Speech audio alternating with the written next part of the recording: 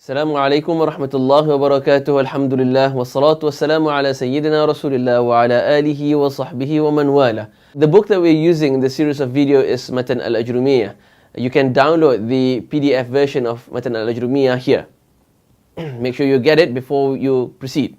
Now, Matn Al-Ajrumiyyah is a very simple text that has been used in the traditional Islamic circles as an introduction to the Arabic grammar, the Nahu and Sarf, for hundreds of years. It was written by an Amazigh scholar, Abu Abdullah Muhammad bin Dawud as-Sanhaji, or more popularly known as Ibn Al-Jurum. He wrote this book in the 8th century of Hijrah.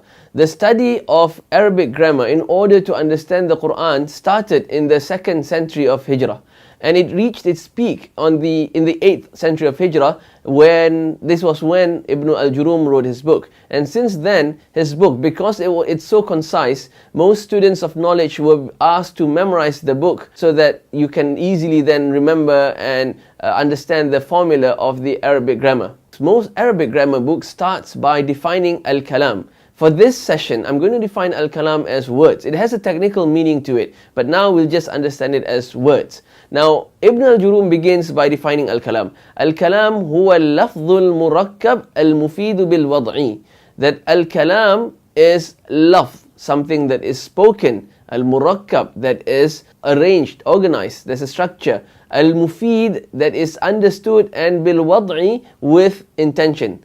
Now, let's look into each components of Al-Kalam as defined by Ibn Al-Jurum. Now, the first component of Al-Kalam is Al-Lafz. Al-Lafzu, that means it is something that is spoken. You have to say it. Sayyaratun, a car. So you can't just use sign language. And sorry guys, emoji is not considered Al-Kalam by Ibn Al-Jurum or the Arabic grammar. So if you use emoji, you're not bound by any form of grammar. Now, beyond emojis, you have sign languages. Sign languages is also not covered by the science of Nahu and Sarf. The second component is Al-Murakkab. Something needs to be arranged. I mean, it's not just one word. It has to come in a series of words, or two words at least, to make sense. If I were to say Sayyaratun, you'll probably wonder, what about the car? So Sayyaratun Kabiratun, a big car. That is Murakkab. It is organized, it is arranged, there's a structure to it, which will bring us to the next point, Al-Mufid. It must have complete meaning. If I were to say إِذَا تَوَقَّفَ الْمَطَرُ, when the rain stops. Now you'll wonder, what happens when the rain stops? So إِذَا تَوَقَّفَ الْمَطَرُ is not Al-Kalam under the definition of Ibn Al-Jurum. You have to complete the sentence إِذَا تَوَقَّفَ الْمَطَرُ تُنْسَى الْمِظَلَّةِ. That when the rain stops, people forget about the umbrella. You do not need the umbrella anymore. So that is a complete sentence. If you leave the sentence hanging, that the listener is waiting for a meaning to it, the completion of the sentence, then your sentence is not considered Al-Kalam. And the final component to Al-Kalam is Bil-Wad'i. Now, Bil-Wad'i has multiple meanings. There's a detailed discussion among scholars and grammarians to what it means. But for this series of video, we're going to use the meaning intention, with intention. So Al-Kalam must be uttered with intention.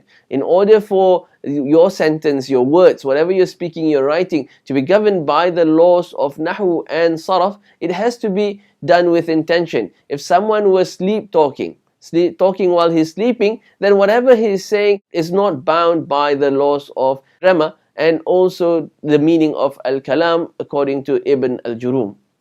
So there you have the four components of Al-Kalam. The first one is Al-Lafz. It must be spoken, not sign language, not emoji. The second one is Al-Murakkab. It has to be organized or arranged in a certain way. Al-Mufid, it has to carry meaning. And Bil-Wad'i, it must be with intention. Now let's look into what we have learned up to now in the app Quran Irab, so that we can see how this four arrangement, or these four components of Al-Kalam is being applied to in the Quran.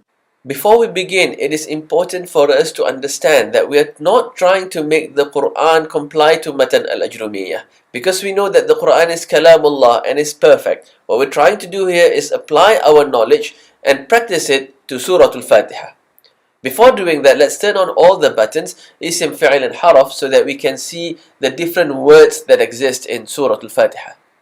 We will try and dissect the first ayah, Bismillahir Rahmanir Rahim, or the Basmalah. Now, the first criteria or definition of al-kalam, according to Ibn al-Jurum, is al-lafz. That means it has to be uttered. It is an utterance. It is not a thought. And Bismillah ar-Rahman ar-Rahim being part of the Quran, it is something that is recited, something that is uttered. Therefore, it meets the first criteria.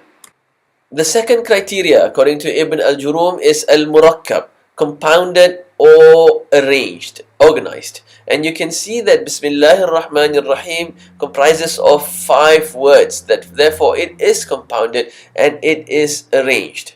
However, we have to understand that in a sentence there must be a subject and predicate. But if you look into Bismillah ar-Rahman ar-Rahim, it appears as if there is no subject to it. There is no who is saying this, who is doing this, what is this.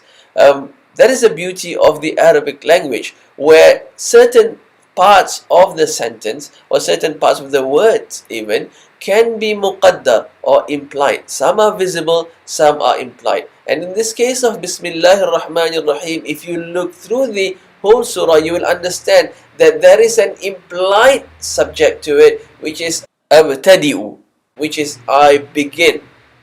I begin in the name of Allah. Therefore, it is murakkab.